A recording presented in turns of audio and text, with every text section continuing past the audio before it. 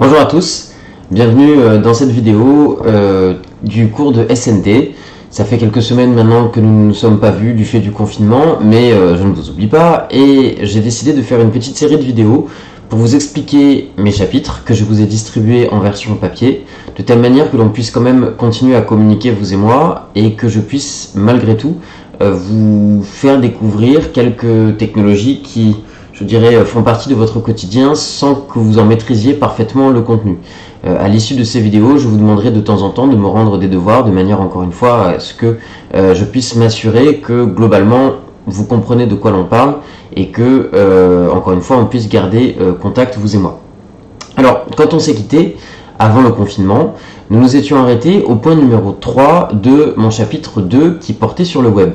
Donc je vous rappelle un petit peu ce que nous avions fait. En gros, dans ce chapitre, nous avions vu que ce que l'on appelle Internet, c'est un réseau de réseaux. C'est-à-dire que Internet, c'est un ensemble de machines qui sont connectées les unes avec les autres, et ce que l'on appelle le web, en réalité, n'est qu'une sous-partie, disons, pour aller vite, d'Internet. Et justement, l'objectif du chapitre 2, c'était de nous interroger, de nous intéresser au fonctionnement du web. Et donc, web, je vous avais dit que ça voulait dire en gros une toile qui est constituée d'un très grand nombre d'ordinateurs et de serveurs, et sur ces serveurs sont stockés ce que l'on appelle des pages web, c'est-à-dire en gros du contenu, des images, des textes, des vidéos, des musiques, etc., des animations, qui font que lorsque vous surfez sur le web, eh bien vous accédez à ce contenu. Et là, nous avions vu deux éléments en particulier, c'est la question du navigateur et la question des moteurs de recherche. Alors, je vous refais simplement rapidement la partie sur les navigateurs avant de venir sur les moteurs de recherche, puisque je l'avais simplement abordé avant le confinement. Un navigateur web, d'abord vous les connaissez, vous avez Chrome, vous avez Edge par exemple, qui est le nouveau mot de Internet Explorer, vous avez Firefox, vous avez Tor, qui est un navigateur particulier, vous avez Opera, vous en avez plein.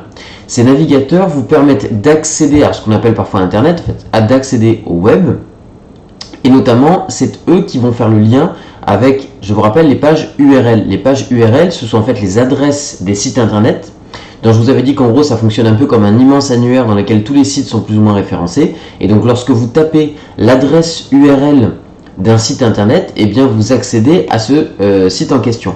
Par exemple, vous voyez, si j'ouvre ici Edge, donc là, j'arrive sur une page qui est une page d'actualité, d'accord, qui est conçue automatiquement par Edge. Mais donc là, ici, j'ai une barre d'adresse. Donc si je tape par exemple donc Wikipédia, voilà, wikipedia.fr, donc j'arrive sur, donc là c'est Wikipédia. Donc concrètement, j'arrive ici sur une page principale avec Wikipédia, Wikimedia, etc. Bon, c'est une page d'accueil. Donc ça, encore une fois, c'est un navigateur. Mais ça, voilà, c'est donc je vous avais dit le premier navigateur web, donc ça a été conçu dans les années 90 et justement ça s'appelait World Wide Web, d'où www. Bon, depuis évidemment il y en a tout un tas qui sont sortis et vous utilisez la plupart du temps Edge ou Chrome ou Opera et Firefox qui sont les quatre les plus utilisés au quotidien. Bon, mais donc il ne faut pas confondre la question des navigateurs web avec la question des moteurs de recherche. Ce sont deux choses différentes, même si on retrouve un peu les mêmes noms, notamment pour Google qui fait les deux.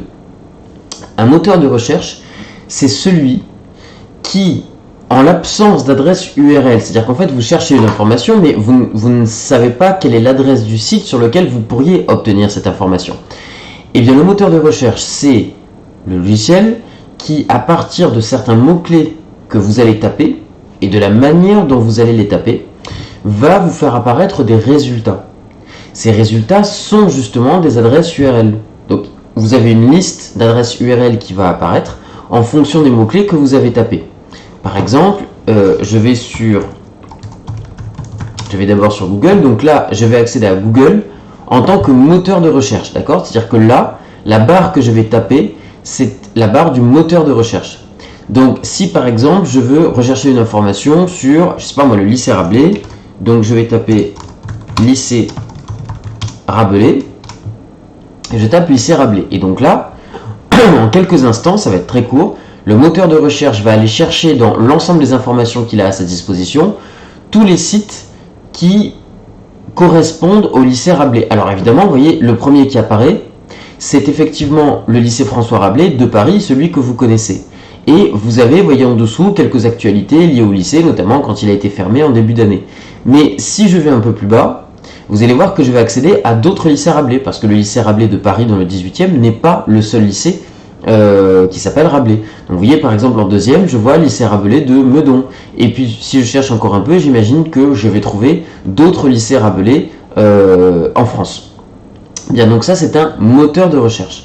Donc vous voyez, c'est simplement, j'ai tapé deux mots-clés, lycée et ensuite Rabelais. Mais alors concrètement, comment ça fonctionne un moteur de recherche? Il y a trois grandes fonctions dans le moteur de recherche que vous devez connaître. La première, c'est ce que l'on appelle la fonction crawl ou exploration. L'idée, c'est qu'en fait, un moteur de recherche, ce sont des robots, ce sont des algorithmes qui vont aller essayer de trouver toutes les pages internet qui existent. Donc pas simplement les sites, mais même le contenu des sites, c'est-à-dire toutes les pages, tous les textes qui apparaissent, toutes les vidéos, etc. Et donc ce qu'il va faire, le robot, c'est qu'il va se connecter à un site de manière entre guillemets aléatoire, pas tout à fait en fait, mais peu importe, il va aller se connecter sur un site, sur une page, et sur cette page-là, il va procéder à ce qu'on appelle de l'exploration. Regardez, imaginez par exemple que j'aille sur, vous voyez, je vais taper Wikipédia, Révolution française. Donc j'arrive sur la page Révolution française de Wikipédia. Bon, d'abord vous vous rappelez ce que l'on a fait ensemble, tous les mots qui sont en bleu contiennent ce que l'on appelle des hyperliens, c'est-à-dire en réalité que derrière le mot, vous voyez par exemple derrière le mot France, il y a un hyperlien, c'est-à-dire que si je clique sur le mot France, je vais accéder justement à la page Wikipédia de France. Et vous voyez qu'ici sur la Révolution française, j'ai plein de mots en bleu parce qu'il y a des références à beaucoup de choses, la France, la terreur qui est une période de la Révolution, l'Europe continentale qui est une réalité géographique et historique, etc., etc. Bref, donc vous avez plein, comme ça, vous voyez, il y en a plein sur toute la page, d'hyperliens qui vont envoyer vers d'autres pages. Et bien justement, le principe de l'algorithme et de la fonction de crawl ou d'exploration, c'est qu'une fois qu'il s'est connecté à la page Révolution française, il va aller accéder à toutes ces pages. Vous voyez qu'il y en a, je ne les ai pas comptées, mais il doit y en avoir peut-être, je sais pas, 200, 300, j'en sais rien. Donc par exemple, tiens, prenons sur cet article de la Constitution de 1791, je vais cliquer sur les deux premiers liens. Donc, Constitution de 1791, Constituant et Montesquieu. Et donc, j'apparais sur ces trois pages Wikipédia différentes. Et bien, ce qu'il faut que vous compreniez, c'est que la fonction de crawl, ce qu'elle va faire, c'est qu'elle va aller cliquer sur l'ensemble des pages qui sont connectées directement à Révolution française. Ça, c'est ce qu'on appelle le premier cercle concentrique. Et une fois qu'elle aura exploré toutes les pages du premier cercle, elle va aller explorer les pages du deuxième cercle. C'est-à-dire que, par exemple, ça, c'est une constitution, la page Constitution française du 3 septembre 1791, c'est celle du premier cercle, parce qu'elle est directement reliée à Révolution française. Mais à partir de là, eh bien, le moteur de recherche va aller cliquer sur l'ensemble des pages qui elles-mêmes sont référencées. Donc je vois par exemple, vous voyez, j'ai Déclaration des droits de l'homme, Constitution de 89, encore le mot Constitution, souveraineté, nation, etc. Donc ces 5 pages que je viens d'ouvrir sont des pages du deuxième cercle, parce qu'elles ne sont pas forcément directement reliées à la première page Révolution française, elles ne sont reliées que via l'article Constitution de 1791. Puis après, vous avez compris, il y a un troisième cercle, parce que si je vais dans Constitution, et bien dedans, je vais retrouver État, loi, pouvoir constituant, qui seront des pages du troisième cercle par rapport à Révolution française, etc., etc. Voilà pourquoi ça vous dessine, vous voyez. En fait, là, c'est une manière de dessiner cette fonction de crawl. Vous voyez qu'au départ, la page principale, c'était Wikipédia, et puis en saumon, il y avait les pages du premier cercle, puis en bleu du deuxième, en gris du troisième, etc., etc. Et donc, forcément, vous avez vu, en prenant cet exemple de Constitution de 1791, j'ai des centaines et des milliers de pages, en fait, du premier, du deuxième, du troisième cercle. Donc ça veut dire que même si c'est une fonction très intéressante, et même si les algorithmes font ça de manière extrêmement rapide, il y a tellement de pages web sur le net, ça se compte en milliards et des milliards, que, en réalité, il n'y a qu'une petite partie du web qui est référencée. Parce qu'il y a toute une partie du web qui correspond du 5e, 6e, 10e cercle, etc. et sur lequel la fonction de crawl en fait est inopérante parce qu'il faudrait tellement de temps pour tout explorer que ça n'est pas possible, même encore une fois avec les rapidités de calcul actuelles des ordinateurs, enfin des data centers de ces grandes entreprises comme Google, etc. Donc ça c'est la fonction de crawl. Donc vous voyez encore une fois, ça permet de faire une espèce d'état des lieux, de non pas tout ce qui existe, que je viens de vous dire justement qu'on ne pouvait pas faire tout, mais en gros des principaux sites internet. La deuxième fonction, c'est la fonction dite d'indexation. Là, l'idée, c'est que le moteur de recherche va enregistrer en quelque sorte tous les mots qui apparaissent. Alors, il ne s'agit pas de tout réenregistrer le web sur des serveurs, il ne s'agit pas de faire une copie, c'est pas ça. Il s'agit en fait que, regardez, par exemple, je vous ai fait un exemple dans les ateliers. Si vous prenez l'atelier 5 par exemple, j'ai fait un exemple fictif, hein, évidemment, où je prends 4 sites internet, Amazon, Cdiscount, Rue du Commerce, Price Minister. Et en gros, imaginez que mon moteur de recherche a cherché 6 mots. Ordinateur, PC, bureau, ordinateur de bureau, informatique et bureautique. Donc il y a 6 expressions. Et bien, le moteur de recherche, ce qu'il a fait, c'est qu'il a compté le nombre de fois où chaque mot apparaissait. Donc dans mon exemple simplifié, et bien sur le site amazon.fr, le moteur de recherche a enregistré le fait que le mot ordinateur apparaissait 7 fois, tandis que l'expression PC apparaissait 10 fois, etc., etc. Et donc il a fait ça sur les 4 sites internet ici que j'ai enregistrés. Par exemple, dans mon exemple simple, sur Cdiscount, il n'y aurait pas le mot PC. Évidemment, dans la réalité, bien sûr qu'il y ait des milliers de fois, mais encore une fois, c'est juste pour l'exemple de l'atelier. Donc c'est ça que l'on appelle la fonction, vous voyez, d'indexation. C'est enregistrer le nombre de fois qu'un mot apparaît sur une certaine page web et ensuite sur un site internet en entier. Et donc ça, c'est très important. C'est très important parce que vous comprenez que justement, pourquoi est-ce que lorsque vous tapez un mot-clé, les sites les plus pertinents apparaissent en premier? Parce que précisément, si vous tapez ordinateur, le but de Google, du moteur de recherche Google, c'est de vous faire apparaître les sites sur lesquels il y a le plus de fois le mot ordinateur, parce qu'a priori, c'est ça que vous recherchez. Donc plus le mot-clé est présent sur un site, plus il y a des chances que le site apparaisse en premier dans les résultats. D'accord? J'ai mal écrit. Chance. Voilà. Enfin, il y a une troisième fonction, c'est la fonction recherche. C'est celle que vous connaissez et que vous utilisez concrètement. C'est-à-dire que vous tapez un mot-clé, encore une fois, dans la barre de recherche qui est ici. Voilà, ici. Et donc concrètement, c'est quand vous allez appuyer sur Entrée que vous allez activer la fonction recherche et que le moteur de recherche va vraiment rentrer en action. C'est qu'en fonction des mots-clés, eh bien, il va vous faire apparaître les sites qui lui semblent les plus pertinents pour vous. Donc, ce que je vous propose de faire déjà, c'est de faire l'atelier 5. Donc regardez, dans l'atelier 5, encore une fois, je vous l'ai dit, vous avez 4 sites internet et 6 expressions. Et en fait, ce qu'il faut savoir, c'est que je vais vous montrer que selon la manière dont vous tapez les mots-clés, les sites ne vont pas apparaître dans le même ordre. Pourquoi? Bien regardez, qu'est-ce qui est bon à savoir? J'ai mis, il ne suffit pas de taper des mots-clés pour faire apparaître les bons résultats. Il faut savoir que les créateurs des moteurs de recherche utilisent les signes de ponctuation et les signes spéciaux pour préciser la recherche. Par exemple, si vous tapez 2 mots à la suite, par exemple les mots baguette et magique, le moteur va lister tous les sites sur lesquels les mots baguette et magique vont apparaître, mais pas forcément l'un à côté de l'autre. Vous voyez, c'est ça l'idée. C'est-à-dire que, concrètement, si vous tapez ces 2 mots-clés, regardez, je peux le faire par exemple, on va taper baguette magique. Donc, il me fait apparaître ici, alors, vous voyez, pour lui, le mot baguette, c'est plutôt le mot pain. Vous voyez, parce que, concrètement, un moteur de recherche n'est pas quelque chose d'intelligent. C'est très perfectionné, mais ça n'est pas intelligent au sens où si je tape baguette magique, pour lui, en fait, ça correspond plus à des commerces et donc à, par exemple, des boulangeries qu'une baguette magique qui serait le truc de sorcier que vous connaissez. Alors, il y en a quelques-unes dans les images qui apparaissent, mais vous voyez que les premiers résultats, c'est d'abord des choses liées à des recettes de cuisine ou des boulangeries, admettons.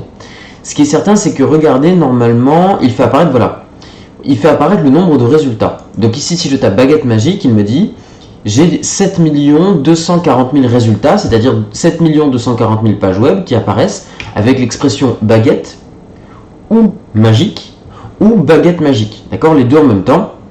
Et vous voyez que derrière, il vous met le temps qu'il a mis pour trouver ça. C'est moins d'1 seconde, c'est vous dire à quel point les moteurs de recherche, que ce soit Google ou les autres, sont extrêmement perfectionnés.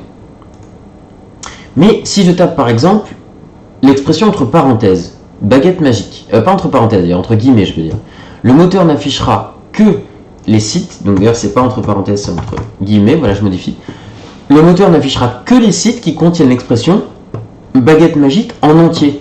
Alors, vous voyez, je vais taper baguette magique entre guillemets, j'appuie sur entrée, et regardez, là je n'obtiens que, il y en a quand même beaucoup, 2 millions de résultats. Pourquoi? Parce que là, il a enlevé tous les sites sur lesquels il n'y avait que baguette ou que magique. Donc ça fait évidemment forcément moins de résultats, mais j'ai quand même 2 millions de résultats. Et vous voyez que mes résultats ici sont un peu différents, même si je retrouve encore une fois la question du commerce et des boulangeries. Si ensuite je tape, regardez bien en majuscule, baguette or magique. Là, le moteur fera apparaître les sites qui contiennent les mots baguette ou magique. C'est-à-dire, regardez bien,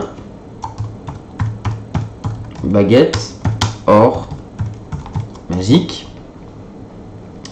Donc là, j'ai 173 millions de résultats, ce qui est beaucoup plus, parce que là, il va véritablement aller chercher les sites qui ont le mot baguette, ou le mot magique, ou baguette magique.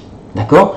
Alors que tout à l'heure, quand j'ai juste tapé, il faut bien que vous compreniez ça, quand j'ai tapé baguette magique, en fait, ce qu'il me fait apparaître plus précisément, ce sont les sites sur lesquels les deux mots apparaissent, mais pas forcément l'un à côté de l'autre. Donc il peut y avoir un site sur lequel il va y avoir le mot baguette, et puis quelques lignes plus tard, le mot magique, mais sans forcément que les deux soient côte à côte. Alors que quand je tape baguette or magique, et d'ailleurs je crois que, voilà, il faut bien le mettre en majuscule, baguette or magique, et bien là, il va vraiment me faire apparaître, vous voyez, 173 millions de résultats. C'est-à-dire que là, j'ai vraiment tous les sites où il y a baguette et que baguette, magique et que magique, ou baguette d'un côté et magique plus loin, ou tous les sites où il y a baguette magique. Donc c'est la recherche vraiment la plus large possible. Enfin, si je tape par exemple ceci, regardez bien, je mets baguette, site 2 points, et je tape l'adresse URL d'un site. Et bien là, ce que le moteur va me faire apparaître, c'est toutes les occurrences du mot baguette sur le site Wikipédia. C'est-à-dire que regardez, les résultats qui vont apparaître sont uniquement des pages Wikipédia sur lesquelles il y a l'expression baguette. Donc je retrouve, voilà, Arsène, André-Antoine, Dora, voilà, je sais pas ce que c'est, peu importe, mais donc vous voyez, il y a le mot baguette, et donc concrètement uniquement sur le site Wikipédia. Alors j'imagine que sur le site Wikipédia, le mot baguette, il apparaît des centaines et des centaines de fois. Pourquoi est-ce que je n'ai que 4 résultats? Et bien là précisément, c'est peut-être parce qu'il y a une partie du site Wikipédia qui n'a pas été explorée par la fonction de crawl. Vous voyez, parce qu'il y a tellement de pages sur Wikipédia que peut-être le site internet n'a pas tout référencé. Voilà pourquoi je n'ai que 4 résultats, alors que dans la réalité, vous voyez, si je tape simplement baguette Wikipédia, voilà, bah vous voyez, rien que ça, j'ai baguette, baguette magique, baguette pain, baguette au pluriel, etc. J'ai beaucoup plus de résultats, mais encore une fois, c'est parce que le moteur de recherche n'a pas tout référencé. Donc, si vous prenez l'atelier numéro 5 que je vous propose de traiter, donc vous avez 4 sites internet, voilà, avec 6 mots à chaque fois, qui sont les mêmes de site en site, avec leur nombre d'occurrences, c'est-à-dire le nombre de fois où ils apparaissent sur le site. Alors, ce que je vous demande de faire d'abord, c'est de dire, bah, est-ce que, vous voyez, pour chaque mot, le mot ordinateur, est-ce qu'il est présent sur le site Amazon? S'il est présent, on met oui, enfin on coche, et on va regarder le nombre de fois où il apparaît. Donc je regarde, ordinateur, je vois que dans Amazon, il va apparaître 7 fois, dans Cdiscount 2 fois, rue du commerce 0 fois, Presse Minister 7 fois. Donc je vais, d'abord il apparaît, donc oui, il apparaît 7 fois, là il apparaît 2 fois, là il n'apparaît pas, donc il apparaît 0 fois, et là il apparaît encore 7 fois. Vous voyez? Donc je sais que le mot ordinateur apparaît sur ces sites-là. Donc vous allez faire ça pour chacun des mots-clés.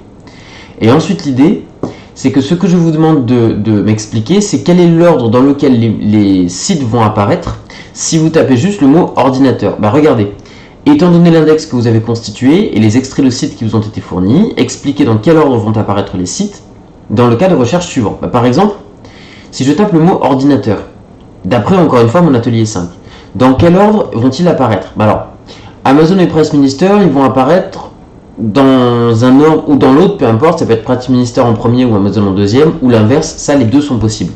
Mais par exemple, allez, disons qu'on va dire Amazon va apparaître, puis ensuite il va y avoir Presse Minister, je mets PM pour aller plus vite, puis ensuite j'aurai Cdiscount, donc je mets CD, et puis enfin, en dernier, bah non, il n'y aura pas rue du commerce.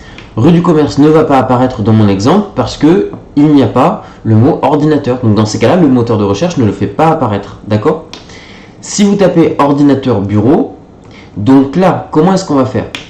Eh bien, il faut additionner les points. C'est-à-dire qu'il faut compter uniquement les sites sur lesquels les deux mots apparaissent, ordinateur et bureau. Donc par exemple, regardez, je vais faire pour bureau. Alors Amazon bureau, sur Amazon il apparaît 5 fois, Cdiscount 14 fois, Rue du Commerce 6 fois et Presse Minister 2 fois. Donc on recommence, 5, 14, 6 et 2. Donc 5, 14, 6 et 2. Donc je coche parce qu'il apparaît bien sur tous les sites, là il n'y a pas de souci. Mais donc regardez bien.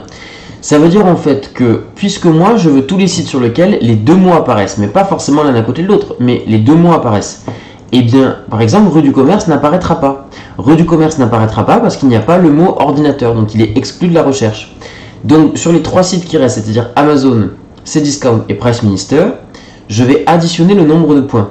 Donc regardez par exemple, sur Amazon, ordinateur 7 et bureau 5. Ça fait donc 12 points. Pour Cdiscount, ça fait 2 plus 14, ça fait 16 points. Pour Rue du Commerce, je ne le compte pas parce qu'il n'apparaît pas. Et Price Minister, ça fait 7 et 2, ça fait 9. Donc ça veut dire que l'ordre d'apparition, ça va être dans mon exemple d'abord Cdiscount qui aura, j'ai dit 16 points. Puis il y aura Amazon avec, je crois, 12 points. Et puis à la fin, vous aurez Price Minister avec 9 points, c'est-à-dire 7 et 2. Vous voyez, voilà, c'est comme ça qu'on fait. Si par contre vous le mettez entre guillemets, vous n'allez chercher que les sites sur lesquels il y a vraiment l'expression ordinateur de bureau et vous les faites apparaître dans l'ordre, etc., etc. Donc allez-y, je vous laisse terminer l'atelier 5 et puis je vous mettrai sur Pronote la date à laquelle il faut le rendre ainsi que d'autres éléments. Donc voilà pour ce chapitre-là, c'était encore une fois pour le terminer, n'hésitez pas à le revoir rapidement parce que je vous ferai passer un document, un petit devoir maison pour remettre tout ça en bon ordre, encore une fois pour ne pas perdre le lien. Donc merci beaucoup, n'hésitez pas à me contacter, vous avez mon adresse mail sur Pronote. S'il y a quelque chose que vous n'avez pas compris, voilà, vous n'hésitez pas à m'écrire et je vous répondrai. D'ici là, bon courage à tous et à bientôt.